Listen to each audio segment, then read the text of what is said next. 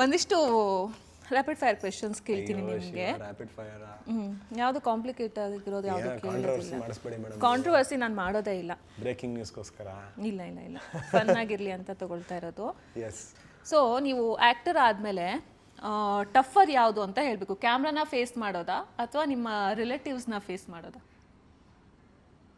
ರಿಲೇಟಿವ್ಸ್ನ face ಮಾಡೋ tougher. ಯಾವಾಗಲೂ ಕೇಳ್ತಿರ್ತಾರೆ cinema ಯಾವಾಗ ರಿಲೀಸ್ ಅಂತ. ಸೊ ರಿಲೇಟಿವ್ಸ್ನ ಫೇಸ್ ಮಾಡೋದು ಅದೇ ಕಷ್ಟ. ಓಕೆ. ಎಷ್ಟು ರೀಟೇಕ್ಸ್ ತೊಗೊಂಡ್ರಿ ನಿಮ್ದು ಫಸ್ಟ್ ಶಾಟಿಗೆ? ಒಂದು ರೀಟೇಕ್ ತೊಗೊಂಡಿಲ್ವಾ? ಡೈರೆಕ್ಟ್ನ ಕೇಳಿ ಸತ್ಯವಾಗ್ಲೂ. ಸೊ ನನಗೆ ಇದ್ರದ್ದು ಕ್ವೆಶನ್ ಹಿಂದ್ಗಡೆ ಅದನ್ನ ಹೇಳ್ಬೇಕು. ಇವಾಗ ನಾನು ಎಷ್ಟೊಂದು ಜನ ರಂಗಭೂಮಿ ಕಲಾವಿದರನ್ನ ಮಾತಾಡಿಸಿದಾಗ ನನಗೆ ಅವ್ರು ಹೇಳ್ತಾ ಇದ್ದಿದ್ದು ಅದೊಂದೇ ಮಾತು ಹೇಳ್ತಾ ಇರೋದು. ಸೊ ರಂಗಭೂಮಿಯಿಂದ ನಾವು ಸಿನಿಮಾಗೆ ಬಂದಿದ್ದೀವಿ ಅಂತಂದರೆ ಅಲ್ಲೊಂದು ಪರ್ಫೆಕ್ಟ್ ಅನ್ನೋದೊಂದು ಇರುತ್ತೆ. ಬಿಕಾಸ್ ಅಲ್ಲಿ ನಮಗೆಲ್ಲವನ್ನೂ ಕಲಿಸ್ತಾರೆ, ಜೀವನದ ಮೌಲ್ಯಗಳನ್ನು ಕಲಿಸ್ತಾರೆ, ಆ್ಯಕ್ಟಿಂಗನ್ನು ಬಿಟ್ಟು. ಆಮೇಲೆ ನಾವು ಕ್ಯಾಮ್ರಾನ ಫೇಸ್ ಮಾಡ್ತಾ ಇದ್ದೀವಿ ಅಂತಂದರೆ ಅಲ್ಲಿ ನಮ್ಮ ರೆಸ್ಪಾನ್ಸಿಬಿಲಿಟಿ ಹೆಂಗಿರುತ್ತೆ ಅದ್ರ ಬಗ್ಗೆ ನಮಗೆ ಜಾಸ್ತಿ ಕಾನ್ಸಂಟ್ರೇಟ್ ಮಾಡ್ತಾ ಇರ್ತೀವಿ ಅಂತ. ಸೊ ಇದೇ ಒಂದು ಪ್ಲಸ್ ಪಾಯಿಂಟ್ ಆಗುತ್ತಾ ರಂಗಭೂಮಿ ಕಲಾವಿದರಿಗೆ? ಸಪೋಸ್ ಅದು ಖಂಡಿತವಾಗ್ಲೂ ನಿಮ್ಗೆ you will know how to emote. ಆದ್ರೆ ಅದರಲ್ಲೂ ಕೆಲವೊಂದು ವೇರಿಯೇಷನ್ಗಳಿರ್ತದೆ. ಈಗ ಕಣ್ಣಿಗೆ ಮಾಡೋ ನಟನೆ ಬೇರೆ, ಕ್ಯಾಮ್ರಾಗೆ ಮಾಡೋ ನಟನೆ ಬೇರೆ. ನೀವು ವೈಡ್ ಆಂಗಲ್ ಶಾಟ್ಗೆ, ಎಸ್ಟಾಬ್ಲಿಷ್ಮೆಂಟ್ ಶಾಟ್ಗೆ ಮಾಡುವಂಥ ನಟನೆ ಬೇರೆ ಇರುತ್ತೆ. ನೀವು ಕ್ಲೋಸ್ ಅಪ್ ಶಾಟ್ಗೆ, 2 ಶಾಟ್ಗೆ ಮಾಡೋ ನಟನೆ ಬೇರೆ ಇರುತ್ತೆ. ಮಿಡ್ ಶಾಟ್ಗೆ ಬೇರೆ ಥರ ನಟನೆ ಮಾಡ್ತೀರಾ. ಸೊ ಅದರಲ್ಲೂ ಬೇರೆ ಬೇರೆ ಥರ ವೇರಿಯೇಷನ್ಗಳಿರ್ತವೆ. ಅದೆಲ್ಲ ಅದೇ ಟೆಕ್ನಿಕಾಲಿಟೀಸ್ ಆಫ್ ಆ್ಯಕ್ಟಿಂಗ್ ನಿಮಗೆ ಅಲ್ಲಿಂದ ಸಿಗುತ್ತೆ, ರಂಗಭೂಮಿಯಿಂದ ನಿಮಗದು ಅದೆಲ್ಲ. ಅಫ್ಕೋರ್ಸ್ ಖಂಡಿತ. ಆಮೇಲೆ ನಿಮ್ಮನ್ನ ನೀವು ಇವನ್ ಇನ್ನೂ ಮೂವಿ ಅಂತೂ ರಿಲೀಸ್ ಆಗಿಲ್ಲ, ಬಟ್ ಟೀಸರು ಮತ್ತು ನೀವು ಒಂದಿಷ್ಟು ಮೂವಿ ಕ್ಲಿಪ್ಪಿಂಗ್ಸ್ ಎಲ್ಲ ನೋಡಿರ್ತೀರಲ್ಲ, ನಿಮ್ಮನ್ನ ನೀವು ಮೂವಿಯಲ್ಲಿ ನೋಡ್ಕೊಂಡಾಗ ನಿಮಗೆ ಏನು ಫೀಲ್ ಆಗುತ್ತೆ? ಓಕೆ, ತುಂಬ ನಾಚಿಕೆ ಆಗುತ್ತೆ. ನಾಚಿಕೆ ಆಗುತ್ತಾ? ಆಮೇಲೆ ನನ್ನ ಕಣ್ಣಿಗೆ ನಾನು ಚೆನ್ನಾಗೇ ಕಾಣ್ತಿರಲ್ಲ. ಎಲ್ಲ ಚೆನ್ನಾಗಿ ಕಾಣ್ತಿದ್ಯಾ ಅಂತಿರ್ತಾರೆ. ನನಗೆ ಏನೋ ಒಂಥರ ಕಾಣ್ತಿದ್ದೀನಲ್ಲ ಅಂತ ಅನಿಸ್ತಿರುತ್ತೆ. ಅದು ಯಾವಾಗಲೂ ಹಾಗೆ ಇದೆ. ಇವಾಗ ನಾವು ಆ್ಯಂಕರಿಂಗ್ ಮಾಡೋ ನಮ್ಮನ್ನು ನಾವು ನೋಡ್ಕೊಳ್ಳಲ್ಲ, ಅಯ್ಯೋ ಹೆಂಗೆ ಮಾಡ್ತಾ ಇದ್ದಾರೆ ಹಾಗೆ ಆ್ಯಕ್ಟರ್ಗಳು ಹಾಗೆ ಅನ್ಸುತ್ತೆ. ನಂಗೆ ಇವತ್ತು ಗೊತ್ತಾಯ್ತು ನಿಮಗೂ ಅದೇ ಥರ ಫೀಲ್ ಇರುತ್ತೇನೋ ಅಂತ. ಓಕೆ, ನಿಮ್ಮನ್ನ ಆಡಿಷನಿಗೆ ಕರೆದಾಗ ಗೂಗಲಲ್ಲಿ ಸರ್ಚ್ ಮಾಡಿದ್ದುಂಟಾ ಹೌ ಟು ಆ್ಯಕ್ಟ್ ಅಂತ? ಇಲ್ಲ, ನಾನು ಬೀದಿ ನಾಟಕಗಳು ಡ್ರಾಮಾ ಮಾಡ್ತಿದ್ನಲ್ಲ, ಅದಕ್ಕಿಂತ ಮುಂಚೆ ಸುಮ್ಮನೆ ಗೂಗಲ್ ಮಾಡ್ತಾ ಇದ್ದೆ. How to get in to films, how to get in to cinema industry, how to get in to Bollywood, ಅದು ಇದಂತ ಸುಮ್ಮನೆ ಯೂಟ್ಯೂಬಲ್ಲೆಲ್ಲ ಸರ್ಚ್ ಮಾಡೋದು, ಆ ವಿಡಿಯೋಗಳು ನೋಡೋದು, ಒಂದಷ್ಟು ಅದ್ರ ಬಗ್ಗೆ ಓದೋದು, ಅಲ್ಲಿ ಹೇಳೋ ಪಾಯಿಂಟ್ಸ್ ಎಲ್ಲ ನೋಟ್ ಮಾಡ್ಕೊಳ್ಳೋದು, ಈ ಥರದ್ದೆಲ್ಲ ಮಾಡಿದ್ದೀನಿ ಅವಾಗ. ಇದೆಲ್ಲ ಅಲ್ಲಿ UK ಯಲ್ಲಿದ್ದಾಗ ಆತ್ಮಾವಲೋಕನ ಮಾಡೋ ಸಂದರ್ಭದಲ್ಲಿ ಇದೆಲ್ಲ ನೋಟ್ಸ್ಗಳು ಮಾಡ್ಕೊತಾ ಇದ್ದೆ. ಬಂದ್ಮೇಲೆ ಇಂಡಿಯಾಗೆ ಹೋದ್ಮೇಲೆ ಇದೆಲ್ಲ ಮಾಡೋಣ ಅಂತ. LLB ಮರ್ತೇ ಬಿಟ್ರಿ ಅಲ್ಲಿ ಹೋಗೋದು. ಅದು ಒಳ್ಳೆ ಸ್ಕೋರೇ ತಗೊಂಡಿದ್ದೇನೆ ಮೇಡಮ್. ಅದು ಚೆನ್ನಾಗಿ ಬಂದಿದ್ಯಾ ಸ್ಕೋರ್? ಓಕೆ. ಆಮೇಲೆ ಫಸ್ಟ್ ಡೇ ಆನ್ ಸೆಟ್ಟಲ್ಲಿ ಎಷ್ಟು ಸೆಲ್ಫೀಸ್ ನೀವು ತಗೊಂಡ್ರಿ? 2 ಇರಬೇಕು ಅಷ್ಟೇ. ನಿಮಗೆ ಜಾಸ್ತಿ ಇಂಟ್ರೆಸ್ಟ್ ಇಲ್ಲ ಫೋಟೋಸಲ್ಲಿ? ಓಕೆ. ಆಡಿಷನ್ಸ್ನ ನಿಮಗೆ ಆಡಿಷನ್ಸ್ ಕೊಟ್ಟಿದ್ದೀರಾ ಮುಂಚೆ? ತುಂಬ ಕಡೆ ಕೊಟ್ಟಿಲ್ಲ, ಸೆಲೆಕ್ಟ್ ಮಾಡ್ಬಿಡ್ತಾರೆ ಅಂತ ಬೈಕೆ ಕೊಟ್ಟಿಲ್ಲ ನಾನು. ಅಂದರೆ ಚೆನ್ನಾಗಿಲ್ದಾರ ಸಿನಿಮಾಗೂ ಕೊಟ್ಬಿಟ್ಟು ಸೆಲೆಕ್ಟ್ ಆಗ್ಬಿಟ್ರೆ ಯಾಕೆ ಬೇಕು ಅಂತ ತುಂಬ ಕಡೆ ಕೊಡ್ತಿರ್ಲಿಲ್ಲ. ನನಗೆ ತೆರೆ ಮೇಲೆ ಬರೋದ್ರ ಬಗ್ಗೆ ತುಂಬ ಆತಂಕ ಇತ್ತು. ಬೇರೆ ಎಲ್ಲ ಮಾಡಿಬಿಡ್ತಿದ್ದೆ. ಯಾರೋ ಶಾರ್ಟ್ ಸಿನಿಮಾ ಮಾಡೋಣ ಬಾ ಅಂದರೆ ಹೋಗಿ ಮಾಡ್ತಿದ್ದೆ, ಯಾರೋ ಮ್ಯೂಸಿಕ್ ವಿಡಿಯೋ ಮಾಡೋಣ ಬಾ ಅಂದರೆ ಮಾಡ್ತಿದ್ದೆ, ಇಲ್ಲ ಯಾರೋ ನಾಟಕ ಮಾಡೋಣ ಬಾ ಅಂದರೆ ಮಾಡ್ತಿದ್ದೆ, ಬೀದಿ ನಾಟಕ ಮಾಡೋಣ ಅಂದರೆ ಮಾಡ್ತಿದ್ದೆ. ಬಟ್ ಸ್ಕ್ರೀನ್ ಮೇಲೆ ನಾನು ಬರ್ತಿರ್ಲಿಲ್ಲ. ಅಂದರೆ ಸಿನಿಮಾದಲ್ಲಿ ನಾನು ಕಾಣಿಸ್ಕೊಳ್ಳೋ ವಿಚಾರವಾಗಿ ಇಲ್ಲ, ತುಂಬಾ ಪರ್ಟಿಕ್ಯುಲರ್ ಆಗಿದೆ. ಓಕೆ. ಸೊ ನಿಮಗೆ ಆಡಿಷನ್ಸ್ ಸ್ಕೇರಿ ಆಗತ್ತೋ ಬೆಂಗಳೂರು ಟ್ರಾಫಿಕ್ ಸ್ಕೇರಿ ಅನ್ಸುತ್ತೋ? ಬೆಂಗಳೂರು ಟ್ರಾಫಿಕ್.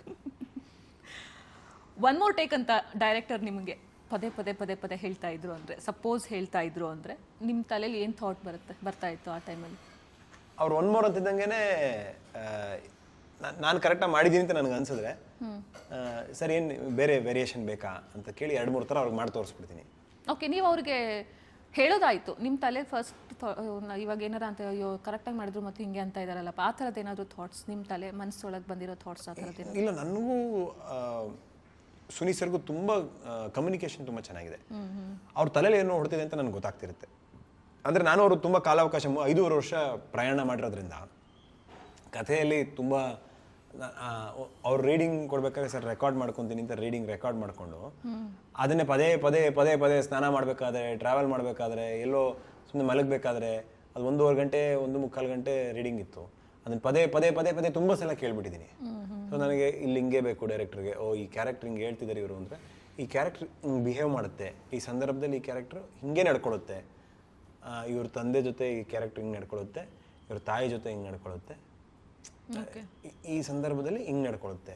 ಈ ಸಿಚುವೇಶನ್ಗೆ ನನಗೆ ಈಗ ಯಾವುದೋ ಒಂದು ಶಾರ್ಟ್ ಶೂಟ್ ಮಾಡೋಕೆ ಹೋಗ್ತೀವಿ ಅಂದರೆ ಅದ್ರ ಹಿಂದೆ ಶಾರ್ಟ್ ಏನು, ಮುಂದೆ ಶಾರ್ಟ್ ಏನು, ಇದು ಯಾವಾಗ ಬರೋ ಸಿನಿಮಾದಲ್ಲಿ ಅದೆಲ್ಲ ಗೊತ್ತಿರ್ತಿತ್ತು. ನಮ್ಮ ಶೂಟಿಂಗ್ ಎಲ್ಲ ಪ್ಯಾಕಪ್ ಆದ್ಮೇಲೆ ನಾನು ಡೈರೆಕ್ಟರ್ ಜೊತೆ ಕೂತ್ಕೊಂತ ಇದ್ದೆ.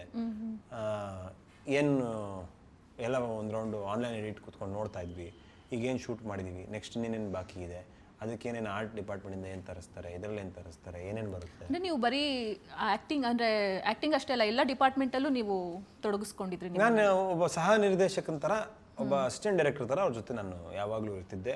ಅವ್ರ ತಲೆಯಲ್ಲಿ ಏನಿದೆ ನನಗೆ ಅರ್ಥ ಆಗ್ತಿತ್ತು. ಅವರು ದುಷ್ಯಂತ್ ಈ ಥರ ಅವ್ರು ಒನ್ ಮೋರ್ ಅಂತ ಹೇಳೋದಕ್ಕಿಂತ ಕರೆದು ಹೇಳೋರು, ನನಗೆ ಈ ಥರ ಬೇಕು ಅಂತ ಕೇಳಿದ್ರೆ ನಾನೇ ಸರ್ ಇದನ್ನ ಈ ಥರ ಮಾಡಲ ಅಂತ 3-4 ಆಪ್ಷನ್ ಕೊಡ್ತಿದ್ದೆ ಅವ್ರಿಗೆ. ಡನ್. ಕೋಸ್ಟಾರ್ನ ಅವ್ರು ರಿಯಲ್ ನೇಮಿಂದ ಕರೆದಿದ್ದುಂಟಾ ಅಂದರೆ ಶೂಟ್ ಮಾಡೋವಾಗ? ಇಲ್ಲ, ಆ ಥರದ್ದಾಗಿಲ್ಲ. ತುಂಬ ಪಾತ್ರದಲ್ಲಿ ಇಳಿದಿರ್ತಿದ್ವಿ ನಾವು. ಆ ಥರದ್ದಿಲ್ಲ. ಇಲ್ಲ ಇಲ್ಲ ಇಲ್ಲ. ಓಕೆ. ಆಮೇಲೆ ವಿಯರ್ಡೆಸ್ಟ್ ಕಾಂಪ್ಲಿಮೆಂಟ್ ಯಾವುದಾದ್ರೂ ಸಿಕ್ಕಿರೋದುಂಟಾ ನಿಮಗೆ? ವಿಯರ್ಡೆಸ್ಟ್ ಕಾಂಪ್ಲಿಮೆಂಟು ಕೆಲವರು ಮೀಸೆ ಚೆನ್ನಾಗಿದೆ ಅನ್ನೋದು. ನಾನು ನೀವು ಹಂಗೆ ಹೇಳಿದ ತಕ್ಷಣ ಫಸ್ಟ್ ನೋಡಿದಾಗ ನಾರ್ಮಲ್ ಆಗಿ ಇದೆಲ್ಲ ಮೀಸೆ. ಅದೇ ಮೀಸೆಯಲ್ಲಿ ಏನ್ಗಳಪ್ಪ ಚಂದ ಏನಿದೆ ಮೀಸೆಯಲ್ಲಿ ಅಂತ ಹೇಳೋದು. ಆಮೇಲೆ ಗಡ್ಡೆ ಚೆನ್ನಾಗಿದೆ ಅಂತನೋ, ಮೀಸೆ ಚೆನ್ನಾಗಿದೆ ಅಂತನೋ ಯಾರು ಹೇಳಿದ್ರೆ ಮೀಸೆಯಲ್ಲಿ ಏನು ಚಂದ ಏನಿರುತ್ತೆ ಅಂತ ಅನಿಸ್ತಿರುತ್ತೆ ಕೆಲವು ಸಲ. ಆ ಥರದ್ದು ಏನೇನೋ ನಿಮ್ಮ ಕಣ್ಣು ಚೆನ್ನಾಗಿದೆ ಅಂತ, ಕಣ್ಣಲ್ಲಿ ಏನಿದೆ ಚಂದ ಅಂತ. ಎಲ್ಲ ಕಣ್ಣು ಒಂದೇ ಥರನೇ ಅಲ್ವಾ, ಅದು ಈ ಥರ ಅನಿಸುತ್ತೆ. ಬಟ್ ಅವ್ರವ್ರು ನೋಡೋ ದೃಷ್ಟಿ ಅಷ್ಟೇ, ದೃಷ್ಟಿಕೋನದ ಮೇಲೆ ಹೋಗುತ್ತೆ ಅದು. ಓಕೆ. ಸೊ ನಿಮ್ಮದು ಟೀಸರ್ ಮತ್ತು ಸಾಂಗು ರಿಲೀಸ್ ಆದಾಗ ಸಡನ್ ಆಗಿ ಎಷ್ಟು ಜನ ಬೆಸ್ಟ್ ಫ್ರೆಂಡ್ಸ್ ಆಗ್ಬಿಟ್ರು ನಿಮಗೆ? ಇಷ್ಟು ದಿವಸ ನಿಮ್ಮನ್ನು ಮಾತಾಡಿಸ್ತಾ ಇರಲಿಲ್ಲ, ಅದೆಲ್ಲ ರಿಲೀಸ್ ಆದ ತಕ್ಷಣ ಬೆಸ್ಟ್ ಫ್ರೆಂಡ್ಸ್ ಎಷ್ಟು ಜನ ಆಗ್ಬಿಟ್ರು? ತುಂಬ ಮೆಸೇಜ್ಗಳು, ಕಾಲ್ಗಳು ಬರೋ ಅಂಥದ್ದಾಯಿತು. ತುಂಬ ದಿನದ ನಂತರ ಭಾಳ ಜನ ಸಂಪರ್ಕ ಮಾಡಿದ್ರು. ಸಂತೋಷ. ಓಕೆ. ಸೊ ನಿಮ್ಮ ಒಂದು ಈ ಒಂದು ಪಾರ್ಟನ್ನು ನೀವು ಬಿಟ್ಟು, ಅಂದರೆ ದುಷ್ಯಂತ್ ಅನ್ನೋದನ್ನ ಬಿಟ್ಟು ಯಾವುದಾದ್ರೂ ಒಬ್ಬ ನಿಮ್ಮ ರೋಲ್ ಮಾಡೆಲ್ ಆ್ಯಕ್ಟರ್ ಯಾರಾದರೂ ಇದ್ದರೆ, ಅವರ ಒಂದಿನಕ್ಕೋಸ್ಕರ ಅವ್ರ ಹಂಗೆ ನೀವು ಆಗಬೇಕು ಅಂತಂದರೆ ಅದು ಯಾರನ್ನ ನೀವು ಚೂಸ್ ಮಾಡ್ಕೊಳ್ತೀರಾ? ಅಣ್ಣವ್ರ ಹೊರನಟ ಡಾಕ್ಟರ್ ರಾಜ್ಕುಮಾರ್. ಒಂದಿನ ಅವ್ರ ಥರ ಆಗ್ಬಿಟ್ಟು ಒಂದು ಇದು ಈ ಸನ್ ರೂಫ್ ಬರುತ್ತಲ್ಲ, ಕಾರಲ್ಲಿ ಸನ್ ರೂಫ್ ತೆಗೆದ್ಬಿಟ್ಟು ಸುಮ್ಮನೆ ನಿಂತ್ಕೊಂಡು ಬೆಂಗಳೂರು ಒಂದು ರೌಂಡಿಗೆ ಹೋಗಿ ಬರ್ಬೇಕು. ಮುಗೀತೆಲ್ಲ ನಿಮ್ಮ ಕಾರ್ ಹಿಂದೆ ಬಂದು ಟ್ರಾಫಿಕ್ ಬೆಂಗಳೂರು ಬಂದು ಎಲ್ಲೋ ಇಡೀ ಬೆಂಗಳೂರು ಜಾಮ್ ಆಗ್ಬಿಡೋದು. ಫುಲ್ ಅಭಿಮಾನಿಗಳು ನುಗ್ಗಲಾಗಿ ಹೆಂಗಿರುತ್ತಲ್ಲ ಅಣ್ಣವ್ರ ಲೈಫ್ ಅಲ್ವಾ? ಅವ್ರು ಹೆಂಗೆ ಇಮ್ಯಾಜಿನ್ ಮಾಡ್ಕೊಳ್ಳಿ. ಅಲ್ಲ, ಅವರು ಹೆಂಗೆ ಮ್ಯಾನೇಜ್ ಮಾಡ್ತಿದ್ರು ಇದನ್ನೆಲ್ಲ, ಇಷ್ಟೆಲ್ಲ ಸ್ಟಾರ್ಡಮ್ನ ಅಂತ ಅನ್ಸ್ಬಿಡತ್ತಲ್ವಾ ಒಂದೊಂದ್ಸಲ ನೋಡ್ತಾ ಇದ್ರೆ. ದೇವ್ರ ಥರ ನೋಡುವಂಥ ಜನ ಇದ್ದಾರೆ. ಅವ್ರು ತೀರೋಗಿ ಅವ್ರು ದೈಹಿಕವಾಗಿ ನಮ್ಮನ್ನಾಗಲಿ ಆಲ್ಮೋಸ್ಟ್ 20 ವರ್ಷ ಆಗ್ತಾ ಬಂತು. ಇವತ್ತಿಗೂ ಅವ್ರ ಸಮಾಧಿಗೆ ಹೋಗ್ತಾರೆ ಜನ, ಪೂಜೆ ಮಾಡ್ತಾರೆ, ಅಲ್ಲಿ ನಮನ ಸಲ್ಲಿಸ್ತಾರೆ, ಹೋಗಿ ಬರೋದು. ನೀವು ಅನ್ಇಮ್ಯಾಜಿನಬಲ್ ಇವೆಲ್ಲ. ಇವತ್ತಿನ ಜನರೇಷನ್ ಹಾಗೆ ಅಂತ ಫ್ಯಾನ್ಸ್ ಸಿಗೋದಿಲ್ಲ ಜನಗಳಿಗೆ, ಅಂದರೆ ಆರ್ಟಿಸ್ಟ್ಗಳಿಗೆ ಅಲ್ವಾ? ಅದೊಂದು ಮಾತಾಡಿದ್ರೆ ಮೈ ಜುಮ್ ಅನ್ನೋದು. ಇದೊಂದು ದೇವ್ರು ಕೊಟ್ಟು ವರ ಅಂತ ಹೇಳ್ತಾರಲ್ಲ ಹಾಗೆ. ಹೌದೌದು, ಅದೆಲ್ಲ ವರನಟ ಅಂತ ಅದಕ್ಕೆಲ್ಲ. ಓಕೆ. ನಿಮ್ಮಮ್ಮ ಗೊತ್ತಿಲ್ಲ ನಿಮ್ಮಮ್ಮ ಹೇಳ್ತಾರೋ ಇಲ್ವೋ ಅಂತ, ನಿಮ್ಮಮ್ಮ ನಿಮ್ಮ ಬಗ್ಗೆ ಫೇವ್ರೆಟ್ ಥಿಂಗ್, ನಿಮ್ಮ ಆ್ಯಕ್ಟಿಂಗ್ ಕರಿಯರ್ಗೆ ಸಂಬಂಧಪಟ್ಟಂತೆ ನಿಮ್ಮ ರಿಲೇಟಿವ್ಸ್ ಜೊತೆ ಹಂಚ್ಕೊಳ್ಬೋದು ಅಂದರೆ ಏನು ಹಂಚ್ಕೊಳ್ತಾರೆ? ಏನು ಗೊತ್ತಿಲ್ಲ ನನಗೆ, ಏನಂತ ಮಾತಾಡ್ತಾರೆ ಗೊತ್ತಿಲ್ಲ. ಬಹುಶಃ ಚೆನ್ನಾಗಿ ಮಾಡಿದ್ದಾನೆ, ಒಳ್ಳೆ ನಟ ಅಂತ ಹೇಳ್ಬೋದೇನಪ್ಪ, ಗೊತ್ತಿಲ್ಲ ನನಗೆ. ನಾನು ಕೇಳಿಲ್ಲ ಏನಂತ ಹೇಳ್ತೀರಾ ಅಂತ. Okay. On scale of 1 to 10 ನಿಮಗೆ ನೀವು ಫ್ಲರ್ಟಿಂಗಲ್ಲಿ ಎಷ್ಟು ರೇಟ್ ಕೊಟ್ಕೊಳ್ತೀರಾ? ಅದನ್ನು ಯಾರಾದರೂ ಮಾಡಿ ಅವರು ಅನುಭವಿಸಿರೋರು ಹೇಳ್ಬೇಕು, ಇಲ್ಲ ನಿಮ್ಗೆ ಇಷ್ಟು ರೇಟ್ ಕೊಡ್ತೀನಿ ಅಂತ. ನಾನೇ ಹೆಂಗೆ ಹೇಳಿ? ನೀವು ಫ್ಲರ್ಟ್ ಮಾಡಿದ್ದೀರಾ ಅಂತ? ನನಗೆ ಅಷ್ಟು ಚೆನ್ನಾಗಿ ಬರಲ್ವೇ, ಮಾಡಕ್ಕೆ ಬರಲ್ಲ ಫ್ಲರ್ಟ್. ಬರಲ್ವೇ ನನಗೆ. ಮತ್ತೆ ಇವಾಗ ಹೇಳ್ತಾ ಇದ್ರಿ, ಅವರೇ ಹೇಳಿ ಯಾರಾದರೂ ನನಗೆ ಮಾಡಿ ಅಂತ ಮಾಡಿಸಿ ಆಮೇಲೆ ಅವ್ರು ರೇಟಿಂಗ್ ಕೊಡಬೇಕು. ನಾನು ಗ್ರೇಟ್ ಅಂತ ಹೇಳ್ಕೊಂಡ್ರೆ ಸರಿನಾ? ಅದು ಫ್ಲರ್ಟಿಂಗ್ ಗ್ರೇಟ್ ಅಂತ ನಾನು 10 on 10 ಅಂತ ನನ್ನ ಬೆನ್ನು ನಾನೇ ತಟ್ಕೊಂಡ್ರೆ ಸರಿ. ಇಲ್ಲ, ನಿಮ್ಮ ಒಂದು ಕೆಪಾಸಿಟಿ ನಿಮಗೆ ಗೊತ್ತಿರುತ್ತಲ್ವಾ? ಇವಾಗ 1 to 10 ನಾನು ಎಷ್ಟು ಕೊಡ್ಬೋದು ಅಂತ ನಿಮ್ಮ ಮನಸ್ಸಾಕ್ಷಿ. ನಾನು ಎಲ್ಲಾದ್ರಲ್ಲೂ ಬೆಸ್ಟ್ ಅಂತ ನನಗೆ ಅನ್ನಿಸ್ತಿರುತ್ತೆ, ಅದು ಬೇರೆಯವ್ರಿಗೂ ಅನ್ಸ್ಬೇಕಲ್ವಾ? ನೀವು ಹೇಳಿ. 10 out of 10 ಕೊಡ್ತೀರಾ ಅಂತ ನನಗೆ ಅನ್ಸ್ತಿರುತ್ತೆ. ನಾನು ನಿಮ್ಗೆ ಕೇಳ್ತಾ ಇರೋದು, ಬೇರೆಯವ್ರು ಕೇಳ್ತಾ ಇಲ್ಲ. ನಿಮ್ಗೆ ಹೆಂಗ್ ಅನ್ಸುತ್ತೆ ಅಂತಾನೆ. ನಾನು ಅದೇ ಹೇಳಿದ್ನಲ್ಲ, ಎಲ್ಲಾದ್ರೂ ನಾನು ಬೆಸ್ಟ್ ಇದೀನಿ ಅಂತ ನನಗೆ ಅನ್ನಿಸ್ತಿರ್ಬೋದು. ಹಂಗ ನಾನು 10 ತಗೊಳ್ತೀನಿ. ಲವ್ ಅಟ್ ಫಸ್ಟ್ ಟೇಕ್ ಅಲ್ಲಿ ನೀವು ಬಿಲೀವ್ ಮಾಡ್ತೀರಾ? ಫಸ್ಟ್ ಟೇಕ್ ಅದೇನದು? ಅಂದರೆ ನಿಮ್ಮ ಟೇಕ್ ಅಂದರೆ ನೀವು ಸೀನ್ ತಗೊಳ್ತಾ ಇರ್ತೀರಲ್ಲ, ಸೊ ನಿಮ್ಮದು ಒಂದೇ ಫಸ್ಟ್ ಸೀನು ಟೇಕ್ ಅಂತಂದು ಓಕೆ ಟೇಕ್ ಆಯ್ತಿದ್ದು ಅಂತಂದು ಅದ್ರದ್ಮೇಲೆ ನೀವು ಬಿಲೀವ್ ಮಾಡ್ತೀರಾ ಅಂತ? ಏನಿಲ್ಲ, ಚೆನ್ನಾಗಿ ಬಂದರೆ ಚೆನ್ನಾಗಿ ಬಂತು, ಇಲ್ಲ ಅಂದರೆ ಇಲ್ಲ. ನಿಮ್ಗೆ ಒಂದ್ಸಲ ಫೋಕಸ್ ಸರಿಯಾಗಿ ಬರಲ್ಲ, ಲೈಟಿಂಗ್ ಸರಿ ಹೋಗಲ್ಲ, ಒಂದ್ಸಲ ಯಾವುದೋ ಇದು ಗಾಳಿ ಹೊಡಿತಿರ್ತಾರೆ ಅದು ಮಿಸ್ ಹೊಡೆಯುತ್ತೆ, ಈ ಥರದ್ದೆಲ್ಲ ಇರುತ್ತೆ. ಲೆನ್ಸ್ ಇದಾಗುತ್ತೆ, ಈ ಥರದ್ದೆಲ್ಲ ಮಿಸ್ಟೇಕ್ಗಳಿರ್ತವೆ. ಆ ಥರದ್ದು ಓಕೆ, ಅದರಲ್ಲಿ ನಂಬಿಕೆ ಇಲ್ಲ ನಮಗೆ. ಇಲ್ಲ ಇಲ್ಲ ಇಲ್ಲ ಇಲ್ಲ. What's more difficult, facing camera are facing a cute coaster? ಯಾವ್ದು ಮೇಡಮ್, ಇದು ಯಾವ ಅನುಭವ ಇಲ್ಲದೆ ಪ್ರಶ್ನೆಗಳನ್ನ ಕೇಳ್ತಾ ಇದ್ದೀರಾ ನನಗೆ? ಸುಮ್ಮನೆ ಇರಿ ಸರ್, ಅನುಭವ ಇಲ್ದಿರೋ ಕ್ವಶನ್ ಇಲ್ವಾ? ಎರಡು ಕಷ್ಟ ಆಗಲ್ಲ ಅಂತ ನನ್ನ ಅನಿಸಿಕೆ. ಎರಡನ್ನೂ ನೀವು ಇದನ್ನಾಗೆ ತಗೊಳ್ತೀರಾ ಅಂತ ಆಯ್ತು. ಮಾಡ್ಬೋದು. Would you date a fan? ನಿಮಗೆ ಸಪೋಸ್ ನೀವು ತುಂಬ ಈ ಸಿನಿಮಾ ಹಿಟ್ ಆಯಿತು, ನೆಕ್ಸ್ಟ್ ಸಿಕ್ಕಾಪಟ್ಟೆ ಪ್ರಾಜೆಕ್ಟ್ಗಳು ನಿಮ್ಮ ಕೈಗೆ ಬಂತು, ನಿಮ್ಮ ಒಂದು ಫ್ಯಾನ್ ಪೇಜಸ್ ಎಲ್ಲ ಓಪನ್ ಆಗಿಬಿಡುತ್ತೆ, ಫ್ಯಾನ್ ಬೇಸ್ ಸ್ಟಾರ್ಟ್ ಆಗುತ್ತೆ. ಸೊ ಫ್ಯಾನ್ ಬಂದು ನಿಮ್ಮನ್ನ ಡೇಟ್ ಮಾಡಬೇಕು ಅಂತಂದರೆ ನೀವು ಜೊತೆ ಡೇಟ್ಗೆ ಹೋಗ್ತೀರಾ ಅಂತ? ಈಗ ನಮ್ಮಮ್ಮ ನೋಡ್ತಿರ್ತಾರೆ ಆಯಿತಾ, ನಾನು ಅವ್ರಿಗೆ ಹೇಳ್ಬಿಟ್ಟಿದ್ದೀನಿ ನೀವೇ ಹುಡುಗಿ ನೋಡಿ ಅಂತ. ನೀವು ಈ ಥರ ಏನೋ ಕೇಳೋದು, ನಾನು ಉತ್ತರ ಕೊಡೋದು, ನಮ್ಮಮ್ಮ ನೋಡಿ ಮತ್ತೆ ನನಗೆ ಕ್ಲಾಸ್ ತಗೊಳ್ಳೋದು, ಯಾಕೆ ಸುಮ್ಮನೆ ಸಿನಿಮಾ ಮಾಡಕ್ಕೆ ಮಾಡ್ಕೊಂಡು ನಮ್ಮಮ್ಮ ಏನೋ ಮಾಡಕ್ ಹೋಗಿದ್ದಾರ ಮರ್ಯಾದೆಗೆ ಮಾಡ್ಕೊಂಬ ಸಿನಿಮಾನ, ಅದ್ಬಿಟ್ಟು ಆ ಕಡೆ ಈ ಕಡೆ ತಲೆ ನೋಡೋಣ ಅಂತಾರೆ. ಓಕೆ ಪಾಪ, ಸುಮ್ಮನೆ ಯಾಕೆ ನಿಮಗೆ ಡಿಫಿಕಲ್ಟ್ ಮಾಡೋದು, ಈಸಿ ಲೈಫನ್ನ ಡಿಫಿಕಲ್ಟ್ ಮಾಡಿ. Okay fine. ಸೊ ಈಗ ಹೀರೋ ಆಗಿ ಅಂತೂ ಎಂಟ್ರಿ ಕೊಟ್ಟಾಯ್ತು ನೀವು. ಒಂದು ಹೀರೋ ಅಂತ ಅಲ್ಲ, ಕಲಾವಿದನೇ ಅಂತಲೇ ಇಟ್ಕೊಳ್ಳಿ. ಆ ಕಲಾವಿದಗೆ ತಾನು ಮಾಡಿರುವಂತಹ ಒಂದು ಕೆಲಸ ಸಿಕ್ಕಾಪಟ್ಟೆ ಫೇಮ್ ಕೊಡಬೇಕು, ಈ ಕೆಲಸನ ಜನಗಳು ಮೆಚ್ಕೋಬೇಕು ಅನ್ನೋದೊಂದು ತುಂಬ ದೊಡ್ಡ ಒಂದು ಏಮ್ ಇರುತ್ತೆ ಅಂತ. ನಾನು ಚಿಕ್ಕ ಪಾತ್ರ ಆದರೂ ಕೂಡ ಈ ಜನಗಳು ನನ್ನ ಪಾತ್ರ ಗುರುತಿಸ್ಬೇಕು ಅನ್ನೋಂತಹ ಒಂದು ಏಮ್ ಇರುತ್ತೆ. ಸೊ ಆ ಥರ ಒಂದು ಏಮ್ ಇಟ್ಕೊಂಡು ಸಿನಿಮಾ ಇಂಡಸ್ಟ್ರಿಗೆ ಬಂದಂಥವ್ರು ನೀವು, ನಿಮ್ಮದೇನು ಕರಿಯರ್ನ ನೀವು ಬಿಲ್ಡ್ ಮಾಡ್ಕೋಬೇಕು ಅಂತ ಬಂದಿರೋದು. ಸೊ ಇಲ್ಲಿ ನಿಮಗೆ ಈ ಫಸ್ಟ್ ಸಿನಿಮಾದಲ್ಲೇ ಆ ಹಿಟ್ ಅನ್ನೋದು ಎಷ್ಟು ಇಂಪಾರ್ಟೆಂಟ್ ಆಗುತ್ತೆ? ಹಿಟ್ ಅನ್ನೋದು ಭಾಳ ಮುಖ್ಯ ಜೀವನದಲ್ಲಿ. ಒಬ್ಬ ಒಳ್ಳೆ ಕಲಾವಿದನಾಗಂತೂ ನಾನು ಗುರುತಿಸ್ಕೋಬಲ್ಲೆ ಈ ಸಿನಿಮಾಯಿಂದ ಅನ್ನೋ ನಂಬಿಕೆ ನನಗಿದೆ. ಅಟ್ ದ ಸೇಮ್ ಟೈಮ್ ಈ ಥರದೊಂದು ಪ್ರಯೋಗ, ಒಂದು ದೊಡ್ಡ ಕ್ಯಾನ್ವಾಸ್ ಸಿನಿಮಾ, ಒಬ್ಬ ಹೊಸಬನ ಮೇಲೆ ಆಗುವಂಥದ್ದು, ಆಮೇಲೆ ಬೇರೆ ಬೇರೆ ಜನ್ಮದ ಕಥೆಗಳು ಹೇಳೋವಂಥದ್ದು, ನಮ್ಮ ನೆಲದ ಕಥೆಯನ್ನು ಹೇಳೋವಂಥದ್ದು, ನಮ್ಮ ಸನಾತನ ಧರ್ಮದ ಅಂಶಗಳನ್ನ ಇಟ್ಕೊಂಡು ಕಥೆ ಹೇಳುವಂಥದ್ದು, ನಮ್ಮ ಆಚಾರ ವಿಚಾರ ಸಂಸ್ಕೃತಿ, ನಮ್ಮ ಸ್ಪೋರ್ಟ್, ಇವನ್ನೆಲ್ಲ ಅಳವಡಿಸ್ಕೊಂಡು ಒಂದು ಕಥೆ ಹೇಳುವಂಥದ್ದು, ಇದನ್ನು ಒಂದು ಎಂಟರ್ಟೈನ್ಮೆಂಟ್ ಮುಖಾಂತರ ಹೇಳುವಂಥದ್ದು ಒಂದು ಹೊಸ ಪ್ರಯೋಗ. ಅದು ಗೆಲ್ಲಬೇಕು.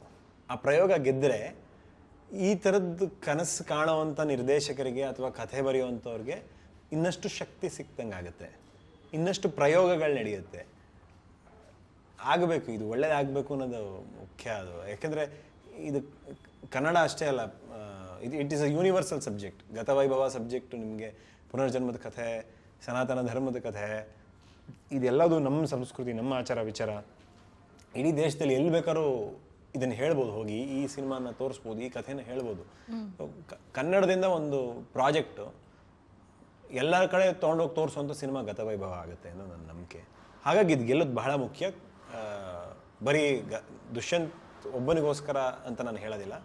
ಒಂದು ಚಿತ್ರರಂಗಕ್ಕೆ ಒಂದು ಹೊಸಬರ ಸಿನಿಮಾ ಈ ಥರದ ಒಂದು ಪ್ರಯೋಗ ದೊಡ್ಡ ಮಟ್ಟದಲ್ಲಿ ಯಶಸ್ಸಾದರೆ ಅದು ಇಡೀ ಚಿತ್ರರಂಗ ಗೆದ್ದಂಗೆ ಅಂತ ನನ್ನ ಅಭಿಪ್ರಾಯ. ಓಕೆ. ಸೊ ಇನ್ನೊಂದು, ನಾನು ಸುನಿ ಸರ್ನ ಕೇಳಿಬಿಡ್ತಾ ಇದ್ದೆ, ಗತವೈಭವನ ಕನ್ನಡ ಮತ್ತು ತೆಲುಗು ಅಷ್ಟರಲ್ಲೇ ಏನಕ್ಕೆ ತೆಲುಗಲ್ಲಿ ಏನಕ್ಕೆ ತೊಗೊಂಬರ್ಬೇಕು ಅಂತ ಆಯಿತು? ಇಲ್ಲ, ನಾವೆಲ್ಲ ಹೆಚ್ಚು ಕಡಿಮೆ ನಮ್ಮ ಚಿತ್ರ ತಂಡದಲ್ಲಿರೋರೆಲ್ಲ ಬಹುತೇಕ ತುಮಕೂರಿನವರೇ. ನಾವೆಲ್ಲ ಅಪ್ಪಟೆ ಕನ್ನಡಿಗರು, ನಾವು ಕನ್ನಡ ಸಿನಿಮಾನೇ ಮಾಡಬೇಕು ಅಂತ ಮಾಡಿರೋದು.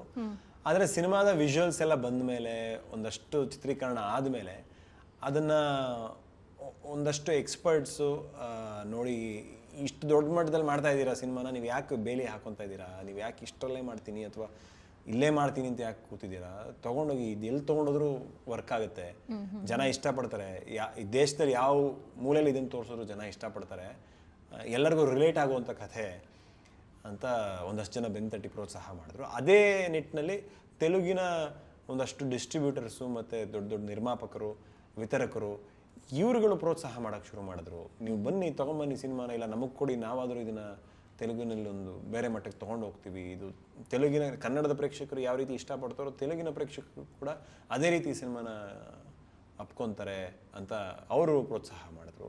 ಆ ನಂಬಿಕೆ ಮೇಲೆ, ಆ ಧೈರ್ಯದ ಮೇಲೆ ನಾವು ಹೈದರಾಬಾದ್ಗೆ ಹೋಗಿ ಕನ್ನಡ ಸಿನಿಮಾನ ತೆಲುಗುವಲ್ಲಿ ಮಾಡಿಸಿ ಹೈದರಾಬಾದ್ಗೆ ಹೋಗಿ ಅಲ್ಲಿ ವರ್ಣಮಾಲೆ ಹಾಡನ್ನು ಅಕ್ಟೋಬರ್ 8ಕ್ಕೆ ಬಿಡುಗಡೆ ಮಾಡಿ ಅಲ್ಲಿ ಮಾಧ್ಯಮದವರು ಜನ ಎಲ್ಲರನ್ನೂ ಸೇರಿ ಮಾತಾಡಿ ಅಲ್ಲಿಂದ ಬಂದ ಪ್ರತಿಕ್ರಿಯೆ ನಮಗೆ ಶಾಕಿಂಗ್ ಅನಿಸ್ತು. ಅಂದರೆ ಅಂಥ ರಾಜಮೌಳಿ ಸರ್ ಸಿನಿಮಾಗಳನ್ನ ನೋಡಿರುವಂಥ ಜನ ಯಾವ ಥರ ತಗೋಬೋದು ಗತವೈಭವನ ಅನ್ನೋ ಒಂದು ಆತಂಕ ಮತ್ತು ಕುತೂಹಲ ಎರಡೂ ಇತ್ತು. ಆದರೆ ಅವರು ಈ ಕಥೆನ ತಗೊಂಡಿದ್ದ ರೀತಿ, ಇಲ್ಲಿ ಗತವೈಭವಕ್ಕೆ ಸಿಗ್ತಿರೋವಂಥ ಒಂದು ಪ್ರೀತಿ, ಅದೆಲ್ಲ ನೋಡಿದಾಗ ಖುಷಿ ಆಗುತ್ತೆ. ಒಳ್ಳೆ ಚಿತ್ರ ಮಾಡಿದ್ರೆ ಪ್ರಪಂಚದಲ್ಲಿ ಯಾವ ಮೂಲೆಗೆ ತೊಗೊಂಡೋದ್ರು ಜನ ಅದನ್ನು ಸ್ವೀಕಾರ ಮಾಡ್ತಾರೆ ಅಂತ ಒಂದು ಅನಿಸ್ತು. ಒಂದು ಹೋಪ್ ಇದೆ. ಓಕೆ, ಸೊ ಅಲ್ಲಿ ಪ್ರಮೋಷನ್ಸ್ ಎಲ್ಲ ನಡೀತಾ ಇದೆ. ಈಗ ಇನ್ನೊಂದಲ್ಲಿ ಪ್ರೆಸ್ ಮೀಟ್ ಇದೆ, ಅಲ್ಲೂ ಪ್ರೀ ರಿಲೀಸ್ ಇವೆಂಟ್ ಇದೆ. ಇಲ್ಲಿ ಏನೇನು ನಡೀತಿದೆಯೋ ಅಲ್ಲೂ ಅದೇ ಪ್ರಮೋಷನ್ಗಳು ನಡೀತಾ ಇದೆ. Okay, and thank you so much ಇಷ್ಟೊತ್ತು ನಮ್ಮ ಜೊತೆಗೆ ಟೈಮ್ ಸ್ಪೆಂಡ್ ಮಾಡಿ ಒಂದಿಷ್ಟು ಮಾತುಕತೆನ ನಮ್ಮ ಜೊತೆಗೆ ಆಡಿದ್ದಕ್ಕೆ. ಹಾಗೆ ನಿಮ್ಮ ಸಿನಿಮಾಗೆ ಆಲ್ ದಿ ಬೆಸ್ಟ್ ನಮ್ಮ ಕಡೆ. ವೈದೇಹಿ ಮೇಡಮ್, ಧನ್ಯವಾದಗಳು. ತುಂಬ ವಿಭಿನ್ನವಾಗಿ ವಿಶಿಷ್ಟವಾಗಿ ನಡೆಸ್ಕೊಟ್ರಿ, ಧನ್ಯವಾದ. ಎಸ್, ಇದಾಗಿತ್ತು ದುಷ್ಯಂತ್ ಅವರ ಮಾತು. ಹೋಪ್ಫುಲಿ ಈ ವಿಡಿಯೋ ನಿಮಗೆ ಇಷ್ಟವಾಗಿದೆ ಅಂತ ಭಾವಿಸ್ತೀನಿ. ಇಷ್ಟವಾಗಿದ್ದರೆ ಲೈಕ್ ಮಾಡಿ, ಕಮೆಂಟ್ ಮಾಡಿ, ಮತ್ತೆ ಶೇರ್ ಮಾಡಿ. ಹಾಗೆ ವಿಶ್ವವಾಣಿ ಟಿವಿ ಸ್ಪೆಷಲ್ ಯೂಟ್ಯೂಬ್ ಚಾನಲ್ನ ಸಬ್ಸ್ಕ್ರೈಬ್ ಮಾಡಿ. Thank you. ಇಂಟ್ರೆಸ್ಟಿಂಗ್ ಮತ್ತು ಇನ್ಫಾರ್ಮೇಟಿವ್ ವಿಡಿಯೋಗಳನ್ನು ಮಿಸ್ ಮಾಡ್ಕೋಬೇಡಿ. ಈಗಲೇ ಸಬ್ಸ್ಕ್ರೈಬ್ ಮಾಡಿ.